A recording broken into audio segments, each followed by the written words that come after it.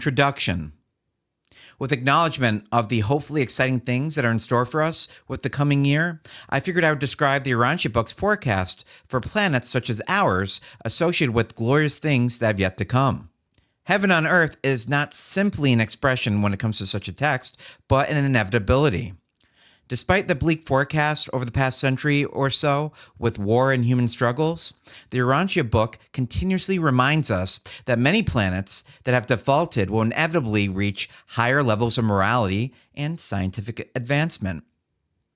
Such a delay associated with our planetary rebellion is just that, a simply postponement of greater things to come.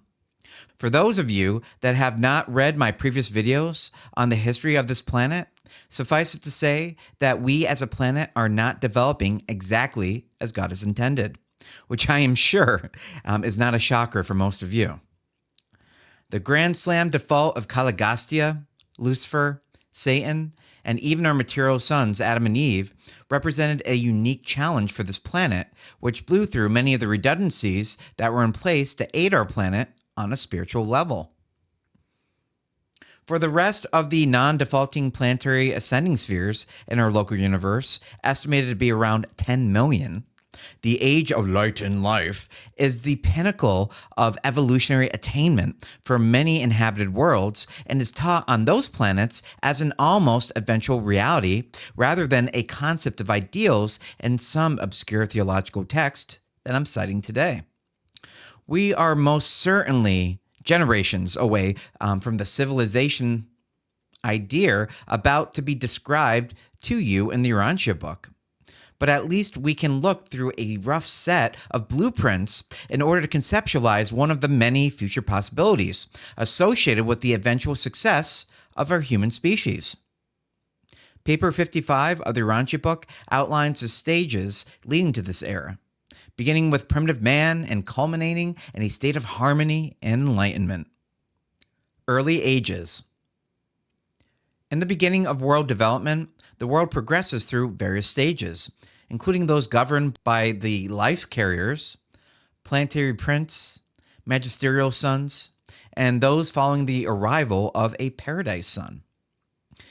Save for the many life carriers that were already on this planet, the list of names of these individuals included Caligastia, Adam and Eve, and of course our Jesus Christ Michael. These periods witnessed the gradual unfolding of divine truth and cosmic wisdom, guided by teacher sons and assisted by celestial beings like the Melchizedeks. In a greatly abbreviated historical account of these ages, the life carriers were the scientists that helped develop early life on the planet, and once Andon and Fanta, the first God-knowing individuals, came into existence, it represented the waning influence of the life carriers and the arrival of Caligastia, who was again our planetary prince. Once certain conditions were met by our planetary prince, our magisterial sons, Adam and Eve, were dispatched with orders to uplift the spiritual and biological stock of the human race. And after both previous bestowals partially failed, Christ Michael chose our planet as his seventh bestowal mission, generally canceling out the Paradise Avenal we were supposed to receive, due primarily to the two defaults of Adam and Eve and Caligastia. Had our planet followed the divine plan, we would have certainly received a Paradise Avenal and had most likely lost out on our creator son Michael visiting us. I suppose given this information and considering the statistical odds of a Michael showing up to such a planet being in the millions, our planet's general default was not all a raw deal, making Michael's final bestowal on our planet a holy spectacle for our own local universe that made our very small and unremarkable planet famous. The Morontia Temple. Jumping ahead through inductive reasoning and working our way backwards, the symbolic goal for every planet is to have a Morontia temple, which is truly a temple of God. The establishment of a Morontia temple signifies the dawn of the age of light and life, and is made by another worldly substance that is nearly indestructible by other celestial beings, being closely related to a similar material our souls are made out of. This magnificent structure serves as a center for spiritual ceremonies, including the translation of living mortals to their Morontia existence, which signifies usually a training world to come.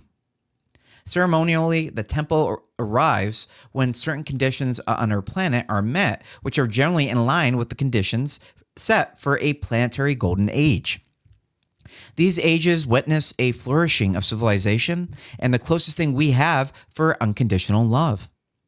For those of you that say that you have unconditional love for your children, need I remind you that such a statement is an oxymoron, since the condition of that individual being your son is already the first condition you are setting for the person to be a recipient of your love. True unconditional love does not discriminate or categorize, extending to individuals we might be intolerant of. Typically, these golden age worlds reach a single language, religion, and a greatly mixed race that typically has an olive or tan colored skin tone. Government no longer invests in deception, defense, overregulation, and focuses on truth, beauty, and goodness, with social and administrative posts often shared by men and women. Don't forget that the more we're able to self-regulate ourselves through the golden rule, the less of a need we have for society to do it for us. The golden era. In this golden age, physical death becomes less prevalent in the form of potential sleeping survivors. Advanced beings experience translation, a direct transition from material life to the Morontia realm, often through the direct fusion with their thought adjusters. This process is marked by joy and celebration, a stark contrast to the sorrow associated with death in earlier ages on many evolutionary planets. As the worlds progress, there are significant administrative changes. The planetary prince becomes a planetary sovereign with more authority and inherent powers and is joined by various counselors, including Trinity teacher sons, life carriers, and representatives of the Ancients of Days. The core of finality, who are ascenders like you and me, who have returned to minister after achieving the Father's directive, plays a crucial role.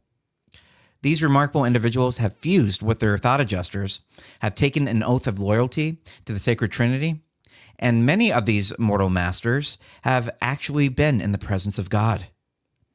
The pinnacle of this era sees the refinement of material civilization. Poverty, war, and disease are largely eradicated. Science, art, and industry flourish, while society focuses on intellectual and spiritual growth, with everybody producing their share of hard work and leisure. Creature evolution. As worlds progress, individuals become more peaceful, altruistic, and fraternal. During my time serving overseas, I had a few port calls, allowing me the opportunity to experience the culture of each location that I visited. I remember being in Rota, Spain, and the level of bewilderment I experienced when I had a complete stranger come up to me asking how my day was going. And a little bit of a shock, I immediately thought of the worst case scenario where this individual was part of some sort of scam trying to hurt me in some ambiguous way. As the day progressed, more and more people began greeting me in a similar capacity, truly caring about how I was doing. And I remember saying to myself how very different my culture, being from Connecticut, was from various other parts of the world. This story is a constant reminder that we most certainly can see some of this progressive evolution already on our planet, even if we cannot directly see it in our immediate neighbor. Part of this evolution is described in the Urantia text as also coming in the form of physical evolution, with improved senses and regulated reproduction. An interesting feature I believe I remember reading in this text is that individuals with undesirable DNA are encouraged by their respective society towards having only one child, whilst parents of good genetic stock generally are allowed to have 2 or more children. This way, during the course of only a few generations, much of what we have in the form of disease, deformity, and even mental illness is greatly reduced due to better breeding practices and healthier dominant genes taking over. During these future ages, mortal races are divided into groups, and reproduction is limited for lower groups to improve the overall quality of the population. Thought adjusters continue to guide individuals, and many experience translation to the Morontia state while still living. This reality is due to the great influence that we have on one another. If we submit to the notion, like the scientific method, that a researcher being simply present with a test subject is enough to influence them and their decision making, we must also subscribe to the reality that people around us can most certainly influence us for better or for worse if we allow them to. Positive feedback loops. A great principle would be positive feedback loops that we see in various systemic and behavioral models. An individual might be ready for positive change in their life, like a new career, but due to family members such as a father, mother, or even a child might indicate to that person, "I don't think you're ready. You don't have what it takes." Or, "We'll see how long this lasts," to pull them into truly believing that they cannot perform the tasks, which pulls them back into their maladaptive baseline behaviors of old. These old dysfunctional behaviors are the old homeostasis for the family, since much dysfunction is a form of safety for various reasons associated with friends and family members. For another example of this premise, think of a ship captain overhearing his alcoholic parents at a party telling their friends that the captain was in recovery once more and "we'll see how long this sobriety lasts this time." In this scenario, an argument can be made indicating that the parents subconsciously desired to have their son continue to perform the function of black sheep in their family in order to alleviate looking at their own alcoholism as a form of deflection. Just like that famous pirate movie, when it comes to replacing Davy Jones in the film, the crew indicated that there must be a captain. So is true that most families need a black sheep for various psychological reasons that go way beyond the scope of this Urantia text. Conclusion. Eventually, dependent on society and their readiness for change, the golden age of development can take on the forms of planetary, system, constellation, local universe, minor and major sector, and eventually superuniverse stages of advancement.